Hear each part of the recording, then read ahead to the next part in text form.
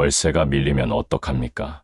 라고 말하며 그의 몸을 내 등 뒤에 밀착하며 양손으로 내 몸을 만지기 시작했어요.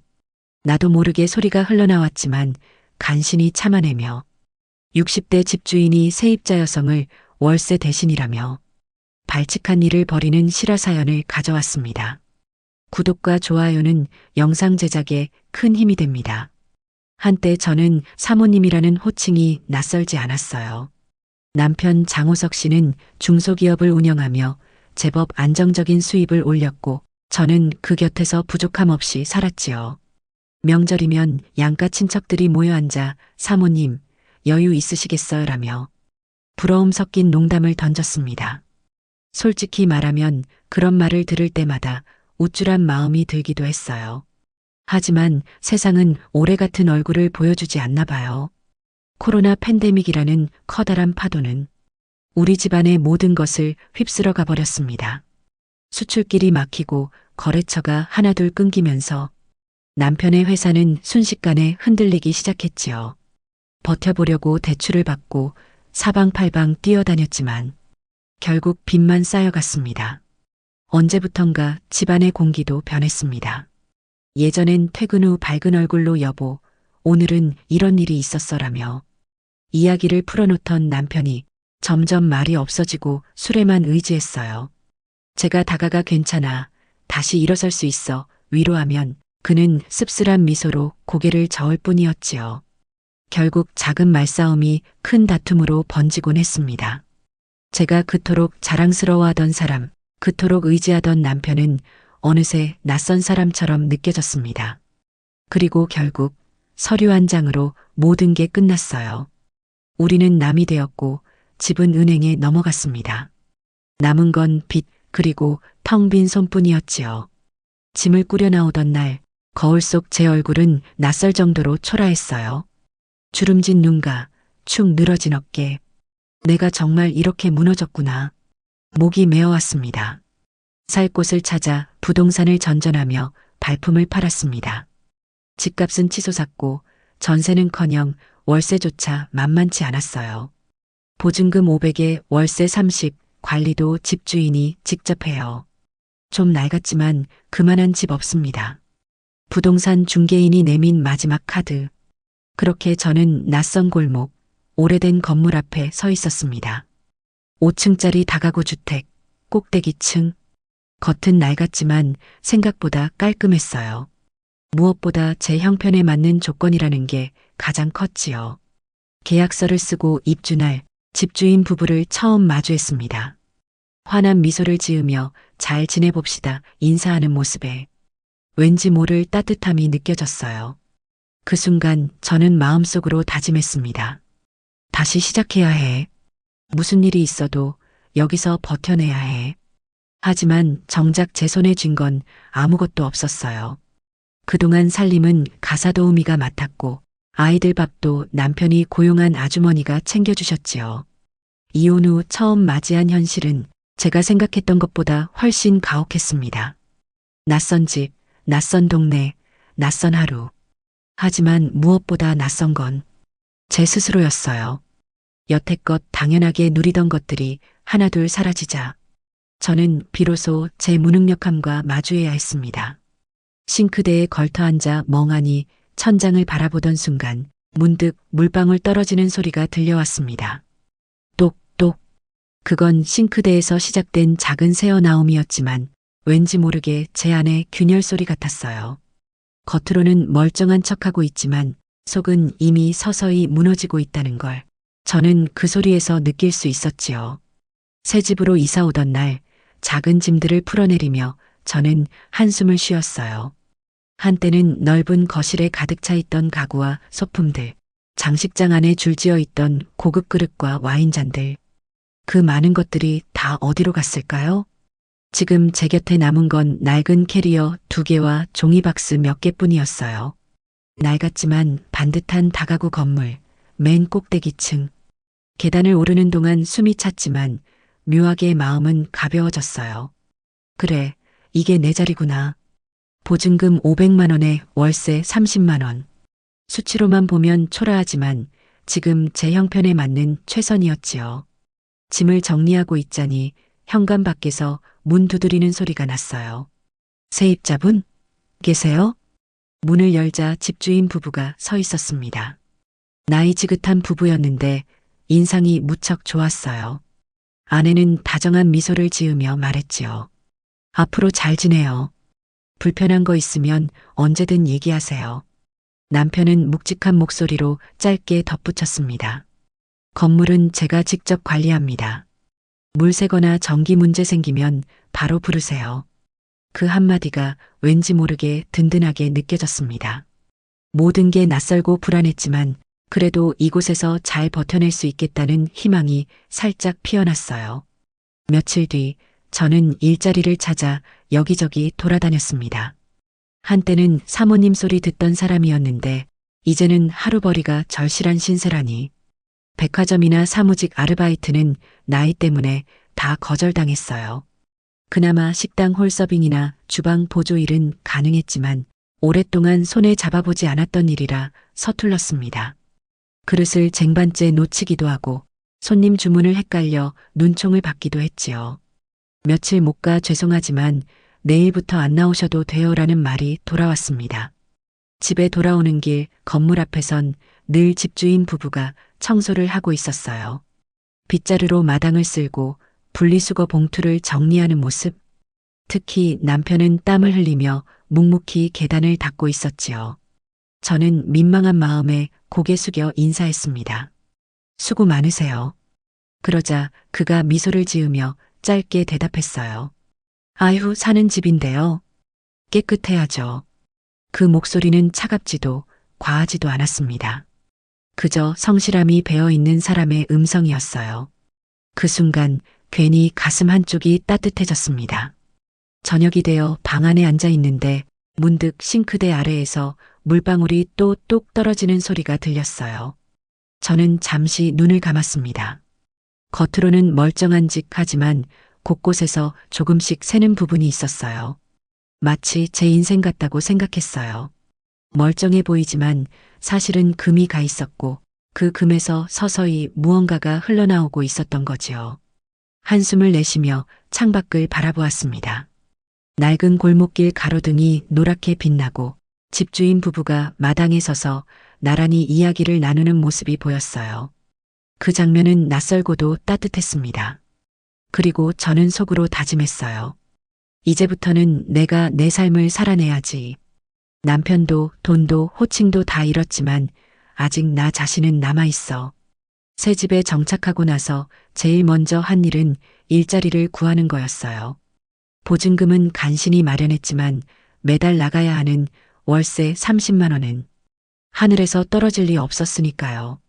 아침마다 일찍 나가 동네 일자리 전단지를 보며 전화를 돌렸습니다. 하지만 제 나이 55. 죄송하지만 저희는 40대 초반까지만 구해요. 체력이 안 되실 텐데요. 단정하게 거절하는 목소리 속에서 제 존재가 필요 없는 짐짝처럼 느껴졌습니다. 어렵게 얻은 건 식당 주방 보조 자리였어요. 하루 종일 뜨거운 불 앞에서 양파를 까고 그릇을 씻고 무거운 국솥을 나르는 일이었죠. 손에 익지 않아 자꾸 늙고 그릇을 떨어뜨려 사장님이 인상을 찌푸리기도 했습니다. 손님이 몰려 정신없는 저녁 시간, 서빙을 돕다 주문을 잘못 받아 혼쭐이 나기도 했습니다. 예전 같으면 상상조차 못했어요. 집안일도 대부분 가사도우미 아주머니가 대신 해주셨고 저는 그저 사모님 소리 들으며 웃는 얼굴로 앉아 있었으니까요. 나는 이렇게 배운 것도 해본 것도 없었구나. 땀에 젖은 앞치마를 풀며 거울을 보는데 저 스스로가 너무 초라해 보여 눈물이 핑 돌았습니다.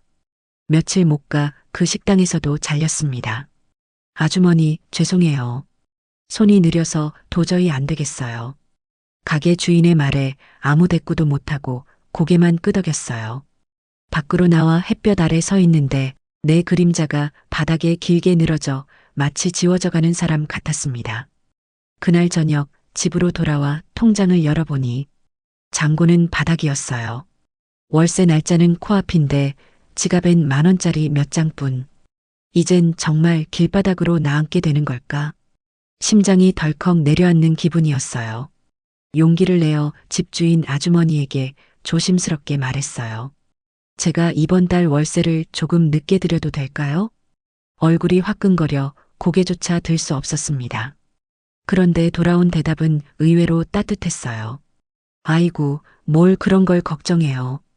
여유 있을 때 주세요. 사는 게 다 그런 거지 뭐. 그 말에 눈물이 왈칵 쏟아질 뻔했어요. 한동안 고개를 숙인 채 아무 말도 못했습니다.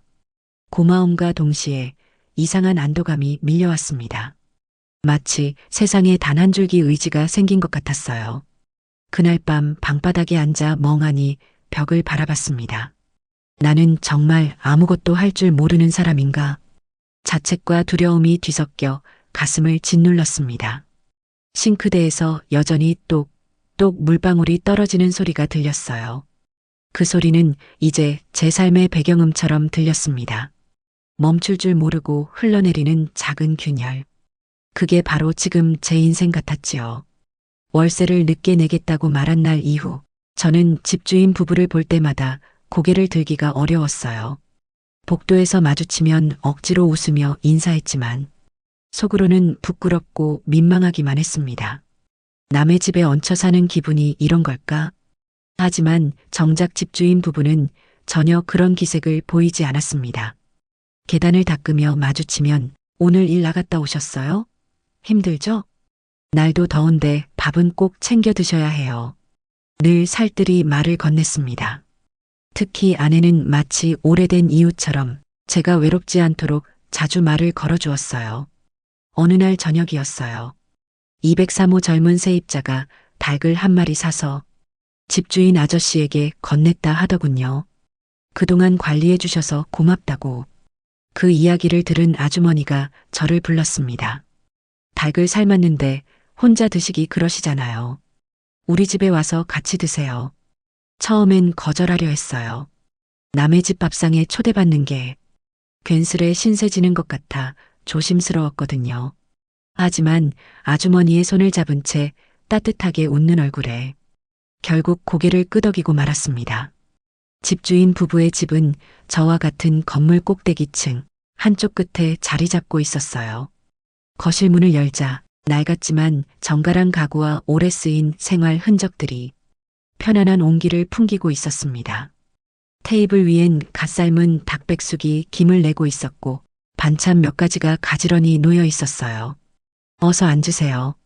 요즘 고생 많으시다면서요. 아주머니의 말에 순간 눈물이 핑 돌 뻔했습니다. 저는 수저를 들며 조심스레 대답했어요. 네, 조금 힘들긴 하지만 괜찮습니다. 그러자 아저씨가 낮고 단단한 목소리로 말했어요. 사람이 살다 보면 오르막도 있고 내리막도 있는 법이죠. 저도 예전에 한번 크게 부도 맞고 길바닥에 나앉을 뻔한 적 있습니다.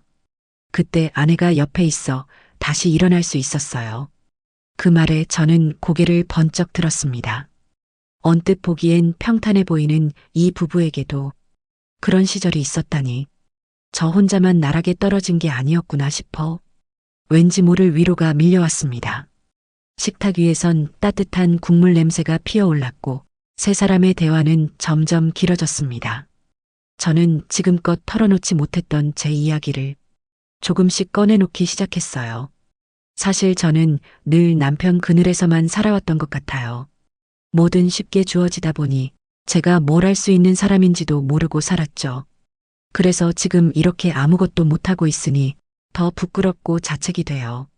아주머니는 제 손등을 잡으며 말했습니다. 왜 그렇게 생각하세요? 지금 이렇게 버티고 있는 것만으로도 대단한 거예요. 세상에 쉬운 인생은 없잖아요. 아저씨는 숟가락을 내려놓고 제 눈을 바라봤습니다. 힘든 시기가 오래 가지는 않을 겁니다. 오늘 이 밥 한 끼가 힘이 된다면 그걸로 충분합니다. 그 순간 제 마음 한구석이 따뜻해졌습니다. 이곳이 낯설고 두려운 공간이 아니라 조금은 기대어 쉴 수 있는 안식처 같다고 느껴졌습니다. 집으로 돌아오는 길, 계단 전등이 은은히 비추고 있었어요. 오늘만큼은 세상이 조금 덜 외롭게 느껴졌습니다. 어느 날 아침 변기물이 내려가지 않았어요. 레버를 아무리 눌러도 헛도는 소리만 나고 물이 넘칠 듯 말 듯 위태롭게 흔들렸어요. 이런 날에 한 번에 고장이 나네. 당황스럽고 무엇보다 부끄러웠어요. 출장 수리업체를 부르려다 통장 잔고를 떠올리니 눈앞이 막막했어요.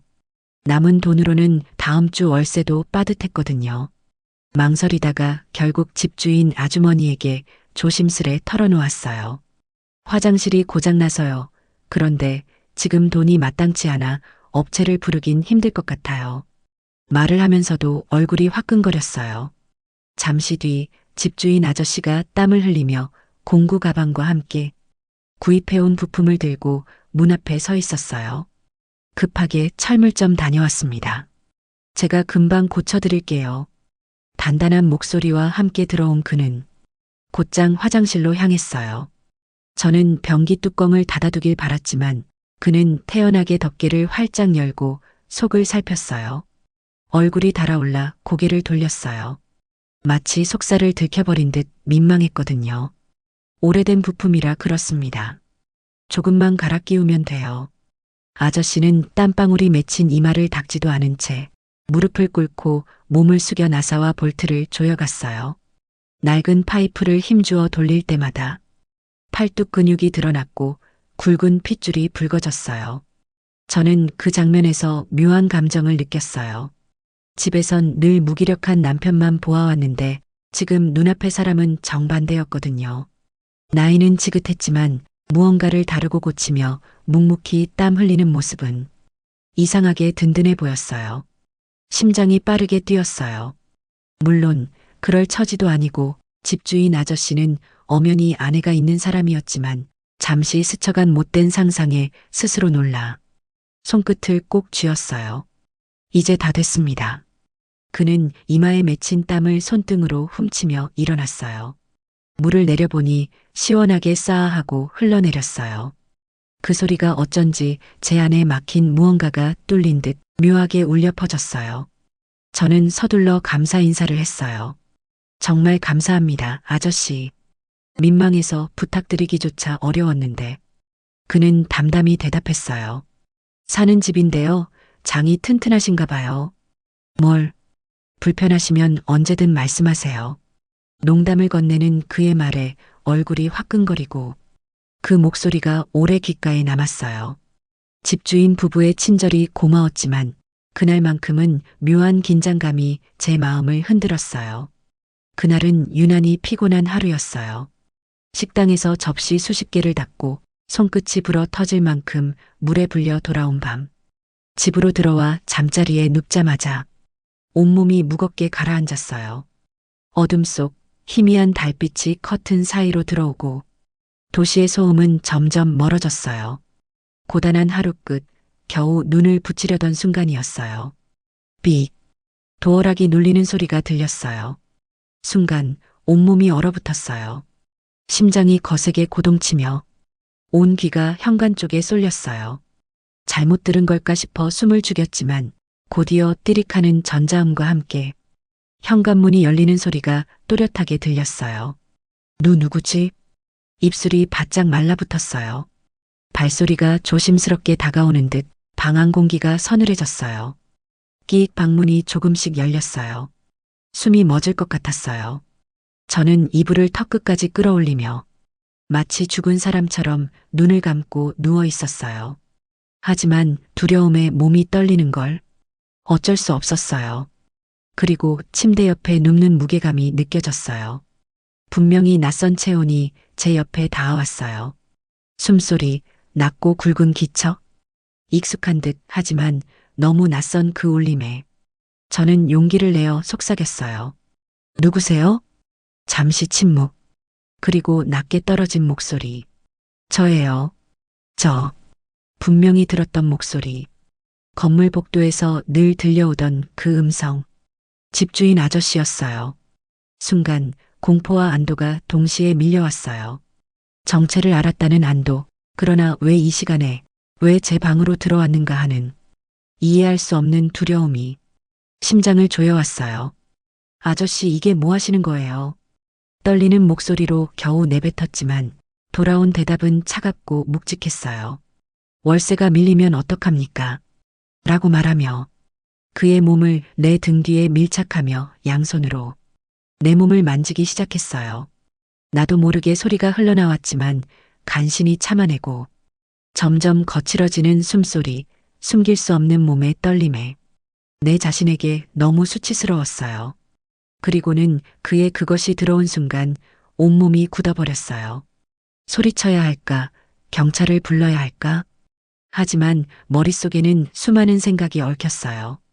이 건물을 떠나면 갈 곳이 없는 제 신세, 그의 아내가 받을 상처, 그리고 오늘까지 보여준 친절한 모습들.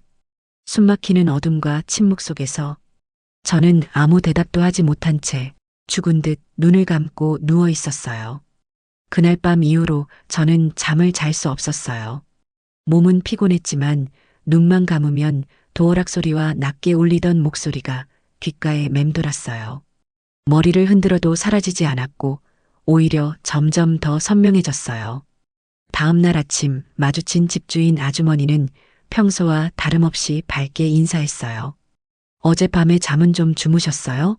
얼굴이 창백해 보여요. 저는 억지로 웃으며 대답했어요. 아, 네, 그냥 조금 뒤척였어요. 그 순간 너무 큰 죄책감이 몰려왔어요. 아무 말도 하지 못한 채 저는 불이 나게 집을 나섰어요. 식당에서도 그날 밤의 기억이 떠올라 설거지에 손을 대이기도 했어요. 접시가 깨지는 소리에 동료들이 놀라 쳐다봤지만 저는 웃으며 괜찮다고만 했어요. 그러나 마음속에서는 정말 아무 일도 없었던 걸까? 라는 물음이 끝없이 되풀이되고 있었어요. 며칠 뒤 아주머니가 제게 다가와 말했어요. 저녁에 우리 집에서 같이 밥 먹을래요? 남편도 있고 요즘 혼자 드시기 외롭잖아요. 처음엔 망설였어요. 아저씨와 마주하는 게 두려웠거든요. 하지만 거절하면 오히려 수상해 보일까 걱정돼 결국 고개를 끄덕였어요. 그날 저녁 집주인 부부의 집으로 들어섰어요. 식탁 위에는 간단한 나물 반찬과 김치찌개, 그리고 삼겹살 구이가 놓여 있었어요. 아주머니는 제 앞에 고기를 올려주며 웃었어요. 많이 먹어요. 요즘 고생 많다면서요. 아저씨는 옆자리에 앉아 조용히 술잔을 채웠어요. 저와 시선을 마주치지 않았지만 가끔 고개를 돌릴 때 느껴지는 시선은 묘하게 무거웠어요. 식사가 이어지던 중 아주머니가 갑자기 피곤하다며 방으로 들어가 쉬겠다고 했어요. 남겨진 건 저와 아저씨뿐이었어요. 고요한 거실에 술잔 부딪히는 소리만 울렸어요. 한 잔 더 하시겠어요? 아저씨가 말했어요. 그 목소리는 낮고 차분했지만 그 안에 설명할 수 없는 무게가 담겨 있었어요. 저는 손을 저으며 대답했어요. 이제 그만 마셔야 할 것 같아요. 내일 일도 있고요.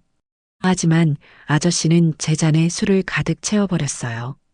힘든 사람끼리 오늘 하루쯤은 잊어도 되지 않습니까? 그 말에 저는 술잔을 바라보다가 결국 입에 가져갔어요. 쓰디쓴 술이 목을 타고 내려가자 가슴속 깊은 곳이 뜨겁게 달아올랐어요. 몇 잔이 오가며 분위기는 점점 묘해졌어요. 아저씨는 무겁던 표정을 풀고 자신의 젊은 시절 이야기를 꺼냈어요. 나도 예전엔 크게 실패한 적 있어요. 그땐 세상이 끝난 줄 알았는데 시간이 지나니 또 살게 되더군요. 저는 그 말에 고개를 끄덕이며 대답했어요. 저도 요즘 끝에 서 있는 기분이에요. 다 무너져서 어디로 가야 할지 모르겠어요. 그때 그날의 얘기는 서로 꺼내지 않았답니다. 그렇게 서로의 상처를 주고받으며 술잔은 더 비워졌고 대화는 점점 깊어졌어요. 하지만 마음 한구석에서는 두려움이 점점 더 커지고 있었어요. 이제 막아야 할 순간이 다가오고 있다는 걸 제 몸은 이미 느끼고 있었어요. 술기운에 휘청이며 집으로 돌아왔어요. 얼굴은 달아올랐고 심장은 술 때문인지 다른 이유 때문인지 쉴 새 없이 두근거렸어요. 아파트 복도 불빛이 유난히 희미해 보였고 집안에 들어서자 고요한 공기가 온몸을 휘감았어요. 침대에 몸을 눕혔지만 눈은 쉽게 감기지 않았어요. 저녁 내내 주고받았던 대화, 아저씨의 낮고 단단한 목소리, 잔을 부딪히던 순간에 묘한 떨림이 계속 떠올랐어요. 그리고 어느새 귀는 현관 쪽을 향해 곤두서 있었어요. 도어락이 눌리는 소리, 띠릭하고 열리는 소리가 언제라도 들려올 것만 같았어요. 시간이 지날수록 술 기운은 사라지고 대신 알 수 없는 긴장과 기대가 스며들었어요. 시계 초침 소리조차 크게 들렸고 작은 바람에도 문이 움직이는 것 같았어요. 하지만 끝끝내 아무 소리도 들리지 않았어요. 현관은 고요했고 방은 적막했어요. 그제야 스스로를 돌아보게 되었어요. 내가 지금 도어락 소리를 기다린 건가?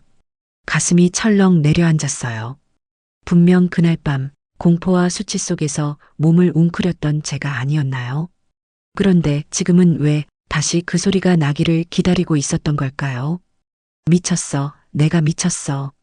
스스로를 다그치며 이불을 머리끝까지 덮었어요. 그러나 부정할 수 없었어요.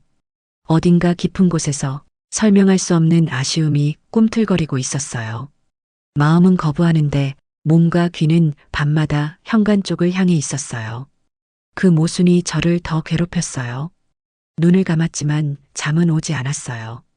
머릿속에서는 수많은 감정이 뒤엉켰어요. 두려움, 죄책감, 그리고 설명할 수 없는 그리움까지. 새벽이 밝아올 때까지 저는 도어락 소리를 기다리며 미쳐버릴 듯 뒤척였어요. 며칠 내 끝끝내 울리지 않는 도어락, 울리지 않는 소리. 혼자만의 합리적인 의심을 하기 시작했어요. 며칠 전 삼겹살에 소주를 나눠 마시던 때도 그렇고, 계단 청소를 하다 마주칠 때도 그렇고, 집주인 아저씨는 아무 일 없었다는 듯 늘 똑같이 저를 대했어요. 오늘 일찍 들어오시네요. 힘든 일 있으면 언제든 말하세요. 낯빛은 온화했고 목소리는 담담했어요. 그날 밤 제 방에 들어왔던 사람이 정말 이 사람이 맞는 걸까? 저는 자꾸만 마음속에서 그 의문을 되뇌었어요. 분명 목소리는 그와 같았어요. 체온도 기척도 익숙했어요. 하지만 지금 제 앞에서 보이는 모습은 너무도 평범하고 자연스러웠어요. 아무 일도 없었던 사람처럼 친절하고 따뜻한 이웃으로만 대하고 있었으니까요. 혹시 내가 잘못 짚은 건 아닐까? 스스로를 다그치며 의심을 거두려 했어요. 집주인이 아닌 다른 누군가, 건물 열쇠를 어떻게든 손에 넣은 전혀 다른 사람이었을지도 모른다는 생각. 그렇게 믿고 싶었어요. 아니, 그렇게 믿어야만 했어요.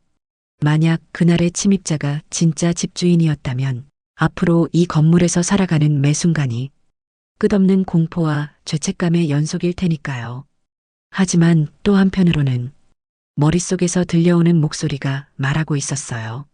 아니야, 분명 그 사람이었어. 너는 이미 알고 있잖아. 저는 눈을 감고 머리를 흔들었어요. 그날 밤의 기억은 점점 희미해지는 듯 하면서도 어떤 부분은 도리어 선명하게 떠올랐어요. 침대 옆으로 다가온 발소리, 낯익은 숨소리, 그리고 저를 스쳐간 손길. 모든 게 그와 같았어요. 그럼에도 불구하고 저는 끝끝내 스스로에게 속삭였어요. 아닐 수도 있어. 내가 착각했을지도 몰라. 그렇게 스스로를 속이며 그날 밤의 진실을 흐려버리려 했어요. 그러나 그럴수록 제 안의 혼란은 점점 더 깊어져 갔어요. 시간은 흐르고 그날의 혼란은 조금씩 가라앉는 듯 했어요. 아닐 수도 있다라는 자기 위안에 기대어 저는 억지로 일상을 이어갔어요. 계단을 닦는 집주인 부부의 뒷모습, 환하게 웃으며 반찬을 건네는 아주머니의 얼굴. 모든 게 평범하고 온화해 보였어요. 그러던 어느 밤 다시 그 소리가 들렸어요. 삑, 띠릭. 도어락이 풀리는 소리에 심장이 얼어붙었어요. 그날의 기억이 고스란히 되살아났어요. 현관문이 열리고 조심스레 다가오는 발자국 소리. 온몸이 떨렸지만 이번에는 외면할 수 없었어요.